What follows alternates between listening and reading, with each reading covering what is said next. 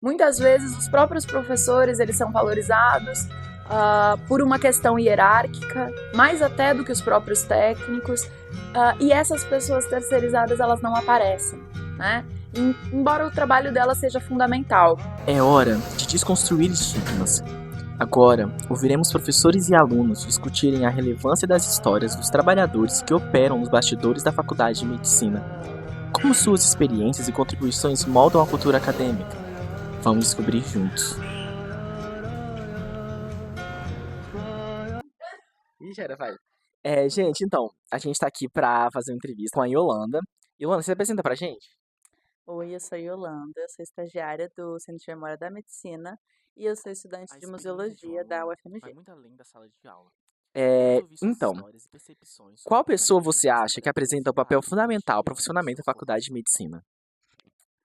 Eu acho que são muitas pessoas, mas eu acho que os funcionários, né, da manutenção, da limpeza, da portaria são muito importantes, né, para o funcionamento assim do dia a dia do prédio, de tipo conviver dentro do prédio. E também os funcionários do bandejão e das lanchonetes. Como você percebe a contribuição dos trabalhadores terceirizados para a vida universitária? Eu acho que você já falou um pouco, né, Luana, sobre a questão do bandejão e tal, mas tem mais alguma forma que você percebe que eles são, assim, importantes para a gente ter esse convívio legal? Ah, eu acho que são muito importantes, assim, em todas as formas que a gente vê, né. Às vezes eu acho que eu não sei distinguir quais são os terceirizados, quais são os funcionários concursados, mas a gente consegue ver mais nessa área da administração, tipo, do prédio. E eu acho que eles são muito necessários, porque eles fazem esses apoios à vivência que você tem que ter no prédio, né, a Uhum. estrutura do prédio. Tipo banheiro, essas coisas, né, sempre tá limpinho. Eh, o que você acha que pode ser feito para aumentar a conscientização sobre a importância desses trabalhadores dentro da comunidade acadêmica? Eu acho que a gente tinha que saber mais, assim, como que eles, ajudam no prédio e também como que são as condições de trabalho deles, né. Por exemplo, no bandejão, a gente usa o bandejão todos os dias, muito importante para a gente conseguir se alimentar aqui na faculdade, e também o acesso à comida, né, que o bandejão é mais acessível. E recentemente a gente viu que os funcionários do bandejão não têm tantas estruturas boas de trabalho, né, então eles estavam reivindicando algumas coisas, e acho que é importante esse diálogo com eles para a gente entender como que eles quais são as necessidades dele como trabalhadores e como a gente pode auxiliar eles a terem esses direitos, né? Porque a gente precisa muito do trabalho deles e às vezes eles vão ficar um pouco invisibilizados ali. Até porque as estruturas que pagam eles são órgãos fora, empresas às vezes privatizadas, né? Então, o que a gente conseguir movimentar para ajudar, eu acho que é muito importante. E a gente vê também que, querendo ou não, não exime a faculdade não perde esse papel de também dar uma condição digna para esses trabalhadores só Sim. porque eles são terceirizados, né. Sim, não, exatamente. Acho que a faculdade tem que ajudar, porque apesar deles serem terceirizados, eles estão prestando um serviço para a faculdade. E eu acho que os dois têm que trabalhar juntos de fornecer boas estruturas de trabalho para os funcionários. E só para fechar, assim, eh, qual é a responsabilidade dos estudantes e professores em promover uma maior valorização desses trabalhadores? É, eu acho que a gente tem que, como eu disse, tipo, falar sobre o lugar que eles ocupam aqui e também ter consciência nos nossos atos assim do dia a dia. Então, tipo, valorizar que é um trabalho que está sendo exercido. Então, por exemplo, manter o nosso prédio limpo e arrumado como estudantes também é um papel importante para ajudar os outros funcionários. Então, utilizar tipo, os ambientes com consciência do coletivo, não deixar os lugares muito sujos e ter consciência que alguém tá realmente, tipo, limpando ali pra gente, que alguém tá consertando as coisas que vão ser quebradas, que alguém tá trabalhando em todos esses setores que ficam um pouco mais invisibilizados, assim. Yolanda, é isso. Muito obrigado, tá, por ter participado. Perfeita. Vou começar. Bom dia, como é que é seu nome? João Lucas, Você faz? medicina, Você tá em qual período? 10º. João, eu vou fazer umas perguntinhas pra você e aí você responde pra mim. Eh, qual pessoa você acha que apresenta um papel fundamental para o funcionamento da faculdade de medicina? Profissional fundamental, o professor. O professor? Professor. Como você percebe a contribuição dos trabalhadores terceirizados para a vida universitária? Nossa, eles articulam todo o processo de ensino, ele é articulado não somente na sala de aula em si, mas tem todo esses personagens que participam, né, que participam por fora, que integram tudo isso que a gente vê. Assim, apesar da gente ver muito essa questão da educação ser baseada no professor-aluno, existe muito mais fora da sala de aula. Então, tem pessoas que gerenciam a quantidade de sala de aula, gerenciam recursos para a sala de aula, que gerenciam até mesmo o aspecto financeiro para as pesquisas. Então, eles são muito importantes também. Continuando aqui, João, então, é, qual a responsabilidade dos estudantes e professores em promover uma maior valorização dos trabalhadores terceirizados? Bom, primeiro, isso vem muito na questão do respeito mútuo e entender a importância que eles têm na comunidade acadêmica. Ah, o segundo ponto é apoiar, né, essas manifestações, entender os pedidos, entender por qual motivo eles estão manifestando, e, de certa forma geral, apoiar essas mobilizações. A paralisação desses funcionários, ela acarreta, de certa forma, prejuízos para toda a comunidade acadêmica. Então, é importante para que toda a comunidade entenda os motivos dessa paralisação e que apoie também, né? De certa forma, isso cria uma força maior para pressionar a favor das medidas, né, das mudanças que eles estão querendo promover. Mas só para fechar então, como a gente pode criar uma cultura mais inclusiva e solidária dentro da universidade, para todo mundo? Olha, essa é uma questão bem ampla, assim, nessa questão desses servidores, eu percebo que depois de algumas mudanças do IBSER, ocorreram alguns servidores, eles trabalham uma rotina um pouco mais cansativa, sabe? É um pouco até estressante se eu tivesse que colocar no lugar deles.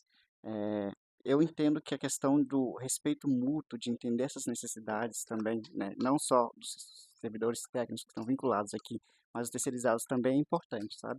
E apoiar nas necessidades, assim, levar as questões deles também, ou algum chefe de departamento, ou o aluno conversando com o professor a respeito disso, promover alguma discussão com algum representante daquela instituição ou daquele ambulatório, também é importante, sabe? Ou procurar meios de minimizar um pouco a sobrecarga, pelo que eu percebo como estudante, é que eles são bem sobrecarregados, sabe?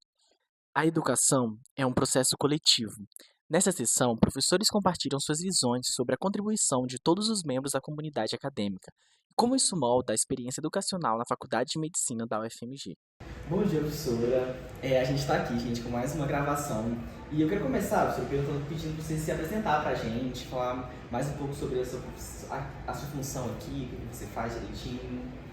Bom, meu nome é Patrícia. Atualmente eu estou na coordenação do Centro de Extensão dessa faculdade, mas eu sou vinda do Departamento de Ginecologia e Obstetrícia, eu trabalho no Geni Faria, atualmente com o 7º período em assistência ao pré-natal. Além de pesquisas, outras extensões, é isso. E das perguntas, já vou começar falando um pouco sobre a percepção e a conscientização que a gente tem de muitos funcionários aqui, que são às vezes terceirizados, muitos concursados que não são assim professores nem médicos. Como você percebe o papel dos trabalhadores terceirizados na operação da Faculdade de Medicina? Eu vou passar aqui a minha visão como professora, como pessoa e o que eu faço no meu cotidiano. Então, eu vejo os funcionários com uma sensação boa, ensino isso aos meus alunos, quando começa o período, por exemplo, eu mostro quem são os porteiros, quem são as atendentes, apresento todo o prédio, como que funciona aquilo. E eu tento criar um ambiente de aproximação, mas eu não vejo muita diferença entre o funcionário contratado e o funcionário que já está aqui concursado, né? Não nas minhas atividades, eu não percebo isso. É isso. E quais os principais desafios enfrentados por esses trabalhadores na sua experiência, professora? Que você olha e você vê que eles precisam enfrentar assim na jornada de trabalho deles diária? Eu acho que essa aproximação entre professor, aluno, ela deve existir, né? Uma sensação de que as coisas devem estar de uma forma tranquila, alegre, criar um ambiente bom, respeitando a particularidade de cada um, porque nós não somos iguais todos os dias.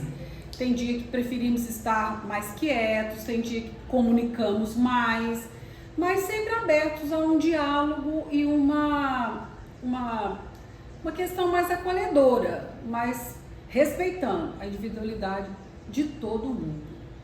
E você acha assim que tem algum desafio claro que você vê que eles experimentam assim, eles têm que batalhar contra isso assim todos os dias? Um desafio, você acha que não tem nenhum desafio que eles precisam enfrentar aqui? Eu penso que estar trabalhando na universidade é um desafio, mas não há como mudar, é a troca constante de pessoas que circulam aqui, principalmente alunos. Às vezes o funcionário se dá bem com o aluno durante todo o período, os professores já ficam mais tempo, né? E aí de repente aquele aluno vai embora e perde-se o contato. Então, a cada semestre ou periodicamente, essa visão de contato, de fazer novas relações, isso pode incomodar às vezes algum funcionário, sabe? Pode, é um desafio que ele tem de ver aqueles alunos chegarem embora com uma frequência até muito grande.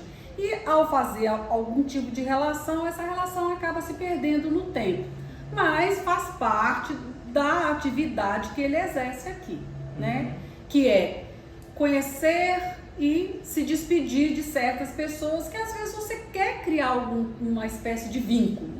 É isso que para mim é um desafio diário. Não, entendi. E falando um pouco sobre política e inclusão, de uns anos para cá, né, teve a questão das políticas afirmativas, que deu mais acesso às pessoas pobres, de baixa renda, negras, pardas, poderem entrar na faculdade.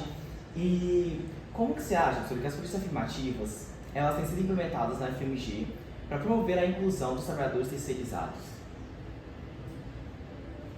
Se você não entender, você pode falar. Inclusão de terceirizados em política afirmativa, eu acho que isso é interessante porque ela dá uma esperança de que a universidade é para todos. A universidade ela não é só para quem vem de uma classe social que teve várias oportunidades. Então, um filho de qualquer pessoa pode entrar numa universidade quando ele vê isso, ele vê que realmente é uma realidade. Eu acho que é uma sensação muito boa para ele, sabe? Então, para mim, é um exemplo. A universidade é um exemplo para todos os funcionários que estão aqui. Igual, a pessoa limpa, né? Tipo, e ela fala assim, nossa, meu filho tá em casa, mas pode ser ele, porque ela vê uma pessoa parecida com ela, né? Ali. Ela pode até instigar a família dela a poder ter ali a primeira pessoa a poder entrar e se formar e terminar, ter um diploma, né? Eu acho interessante esse ponto que você está colocando aqui, dos funcionários entenderem, né, essa inclusão. E acho que ela deve ser falada, porque eu vou citar um exemplo de um projeto de extensão da professora Lília, da Clínica Médica, que ela trouxe os alunos daquela escola em frente ao João 23, aqui para a universidade, para eles conhecerem que a universidade tem inclusão. E assim, a poucos metros daqui, as pessoas não sabem, né? Então eu acho que isso é uma tensão que a gente deve ter. Os funcionários, todas as pessoas que trabalham aqui, precisam saber das políticas afirmativas. E as políticas afirmativas só trouxeram coisas boas para essa universidade. São alunos fantásticos, com um potencial assim, maravilhoso, viu? Eu sou muito alegre, muito contente, sou muito satisfeita com essa política de afirmação, as afirmativas. E, professora, você acha que a UFMG, ela tem feito, assim, alguma iniciativa para melhorar as condições de trabalho e o reconhecimento desses funcionários aqui dentro? Eu não sei te dizer se existe alguma ação, porque essa universidade ela é muito grande, ela é gigantesca. Então eu estaria assim cometendo certa injustiça de não saber que existem pessoas trabalhando com outros funcionários aqui dentro. Então é uma pergunta que eu não vou saber te responder, tá? E falando sobre a visão do futuro, já para fechar, tem isso? Quais são os passos que a universidade pode dar para garantir um ambiente mais inclusivo e equitativo para todos os funcionários, incluindo os terceirizados? Como, né, coordenadora aqui desse centro de extensão, o que eu posso pensar é na extensão. Nós temos espaços abertos, espaço ali de áreas interessantes que a gente pode criar projetos de extensão envolvendo esses funcionários, para eles, para a própria, né, todos os contatos dele. Então, acho que é através da extensão que nós podemos fazer dinâmicas para a inclusão de outras pessoas, funcionários também, né, eles estão nesse grupo. E só para fechar agora, como você imagina que este documentário pode contribuir para esses objetivos?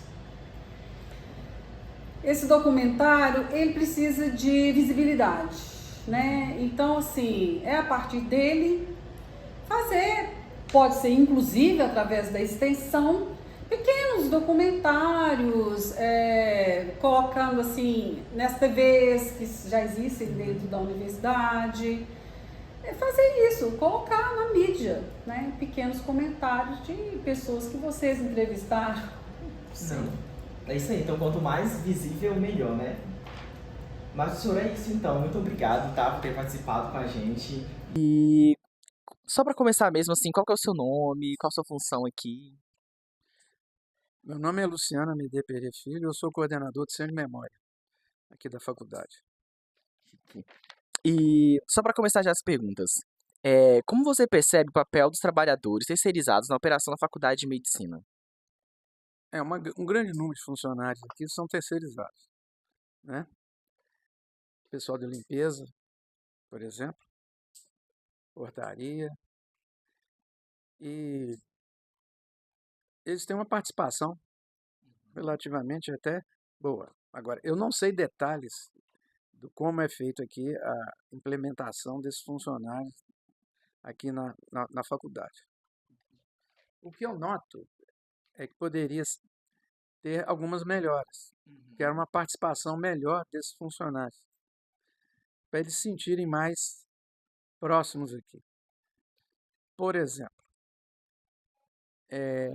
alguns cursos, por exemplo, aqui no Centro de Memória, por exemplo, eles ficam mais no setor de limpeza, né? Agora, eles poderiam passar por um treinamento, vamos dizer assim, especial, quando eles vão limpar, por exemplo, a biblioteca. Como é que seria a melhor forma? Eles vão chegar lá, começar a passar um aspirador de pó lá e meter um pano lá e for limpando. Então, eles devem ter alguns cursos especializados, inclusive eles vão se sentir mais participativos e valorizados, né? Isso eu não sei se tem isso aí, não. Aqui, pelo menos, sem memória, não tem. É uma ideia que a gente tem. Um problema que pode ocorrer, que a gente nota, é que em alguns setores, às vezes a rotatividade é maior desses funcionários. Alguns permanecem por mais tempo, mas outros trocam muito. Então, isso aí pode piorar um pouco. Não, entendi. E, professor, a gente sabe que de um período para cá teve a questão as políticas afirmativas na UFMG, as Faculdades Federais do Brasil e tal. E aí começaram a entrar mais, teve para pessoas negras, pessoas pardas e tal. Você acha que teve alguma mudança em relação a como essas pessoas são vistas? Porque a gente vê que a maioria delas são pessoas negras, pessoas de baixa renda. Você acha que mudou um pouco o tratamento delas, na sua opinião, como professor, que vê que, assim, como que elas trabalham aqui? Tem mudado ao longo dos anos, porque isso aí é um processo de construção. E eu acho que tem tido uma melhora. No início, não era, até para entrar na portaria aqui, se fosse um negro, ia, às vezes, barrado o nível de exigência para entrar, como se não tivesse um crachá aí. Você vê que existem diferenças. Isso eu acho que tem diminuído. Agora, essas pessoas, elas são umas pessoas na vanguarda. Então, elas estão ainda enfrentando muita resistência, alguma perseguição, mas tem tido políticas para essa melhoria, que é um processo, como eu falei, que leva algum tempo.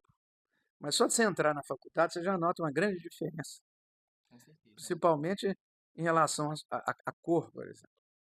E a gente vê que esses alunos, eles logo, no início, eles podem ter alguma certa dificuldade em relação ao aprendizado, mas logo, logo eles já se equiparam dos que vêm de outras das áreas, né?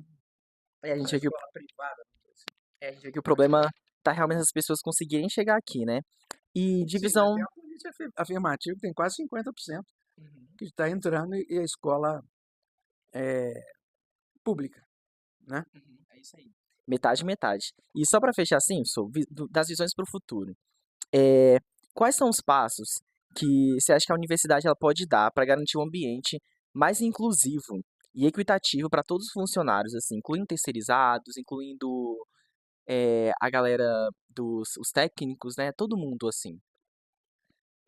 Eles terem uma participação maior. Eu acho que uma coisa interessante seria é, eles não ficarem só nessa atividade, eles teriam um aperfeiçoamento maior, né? Um treinamento, eles se sentiriam mais valorizados, né? Igual eles estão aqui na área da. Eles trabalham no prédio da saúde, mas muitos nem sabem, talvez, nem fazer um primeiro socorros ali. Ou até muitos também não têm nem um plano de saúde. A gente vê que não acontece muito isso, né? Mesmo que eles trabalham numa área da É o saúde. setor terceirizado, a origem que eles vêm que são responsáveis. Mas eles podem participar na brigada, todos, por exemplo, de incêndio. Se tiver alguma pessoa aí passando mal, aí seria a abordagem de cada um dentro das suas possibilidades, né? Agora, acho que os cursos para cada área e a universidade tem condições de fazer isso, né? E, professora, você pode se apresentar pra gente, rapidão? Sim, eu sou professora Flávia Bulegon Pileco, eu trabalho aqui na Faculdade de Medicina há 8 anos, eu sou epidemiologista e acho que é isso. Professora, eu vou começar falando um pouco sobre a percepção e conscientização, assim, de geral. Como você percebe o papel dos trabalhadores terceirizados na operação da faculdade de medicina? Então, os trabalhadores terceirizados na Faculdade de Medicina, eles cada vez exercem um papel mais importante, né?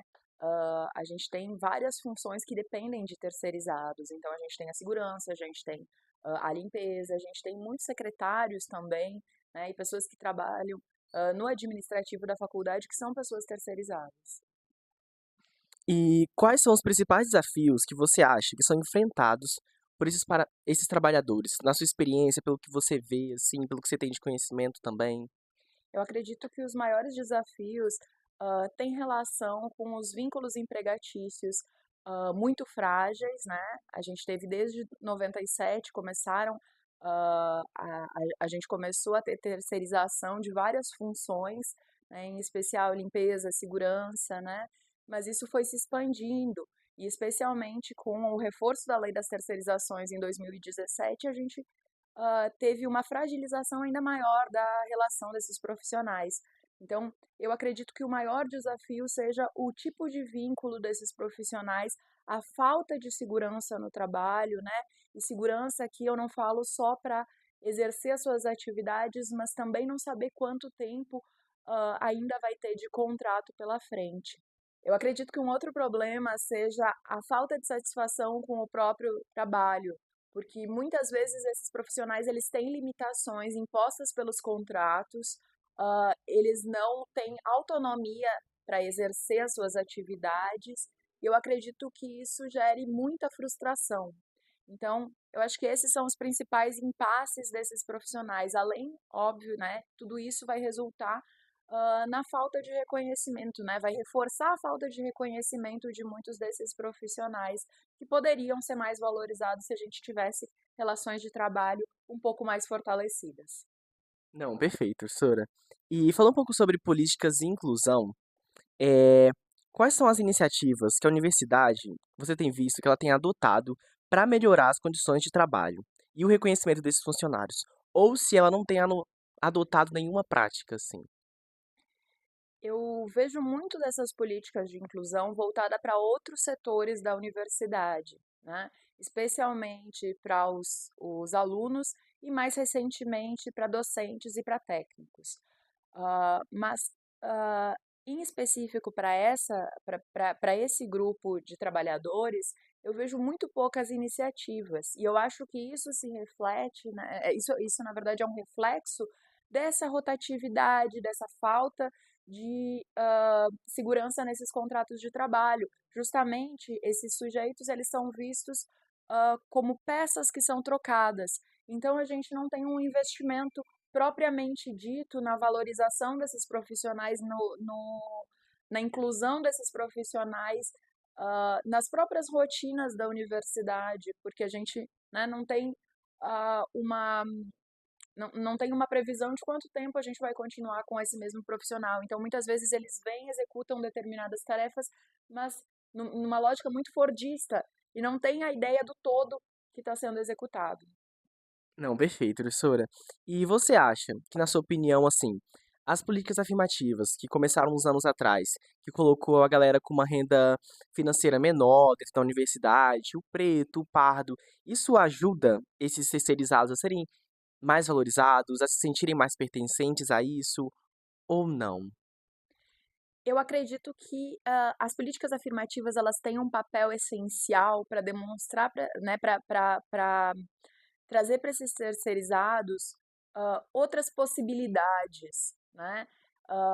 Mostrar que existem outras formas de inclusão, mas isso também, né, prescinde de políticas de apoio para esses próprios sujeitos. A gente pensar ações que também cheguem nesses sujeitos, porque ah, né, eu acredito que as políticas afirmativas elas vão ter um efeito a longo prazo, mas para atingir esses sujeitos, a gente precisa de um reforço ainda maior.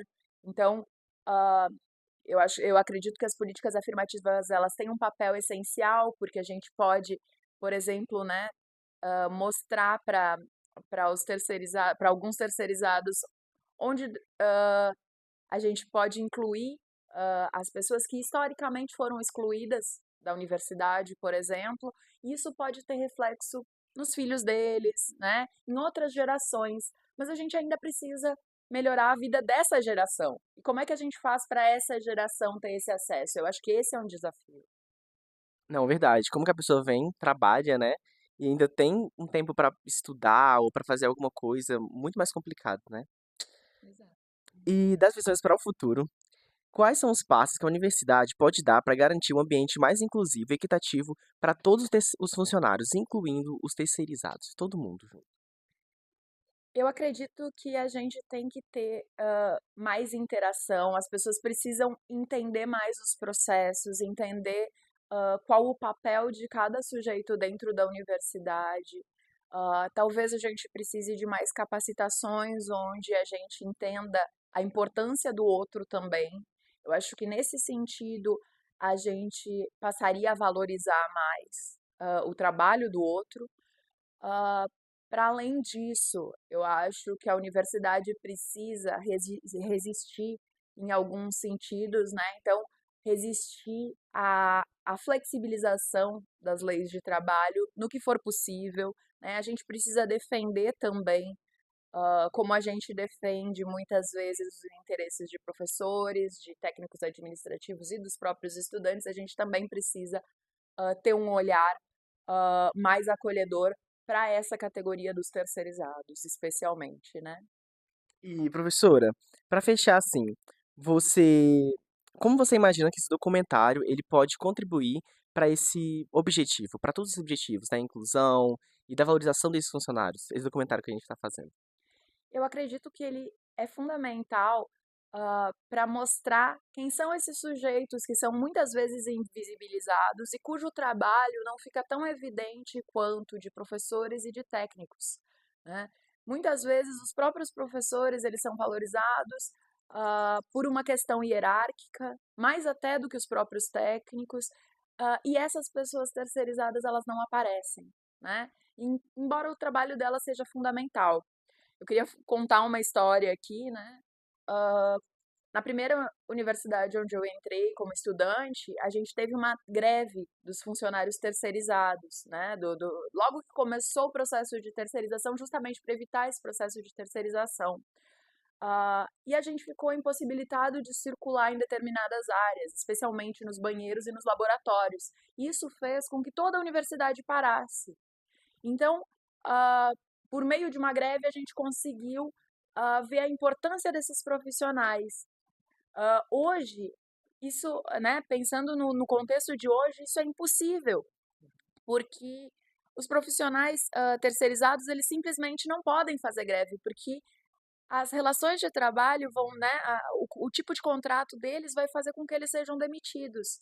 Então, como a gente faz para mostrar o trabalho e para mostrar que não só a ausência deles né, seria sentida, mas também o quanto a presença deles é importante. Então, eu acho que a gente tem que refletir sobre essas questões e pensar como a gente faz para valorizar esses profissionais.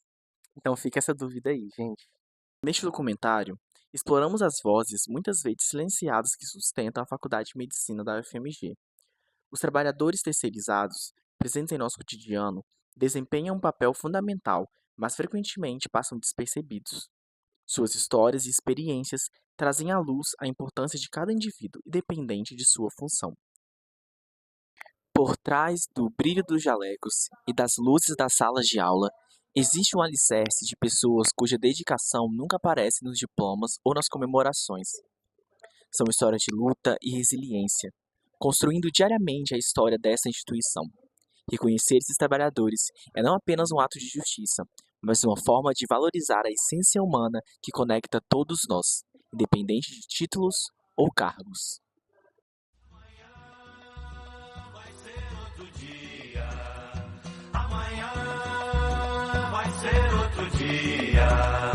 Amanhã vai ser outro dia. Hoje você é quem manda, falou, tá falado, não tem discussão, não. A minha gente hoje anda falando de lado e olhando pro chão. Viu você que inventou esse estado, inventou de inventar toda a escuridão. Você que inventou o pecado, esqueceu-se de inventar o perdão.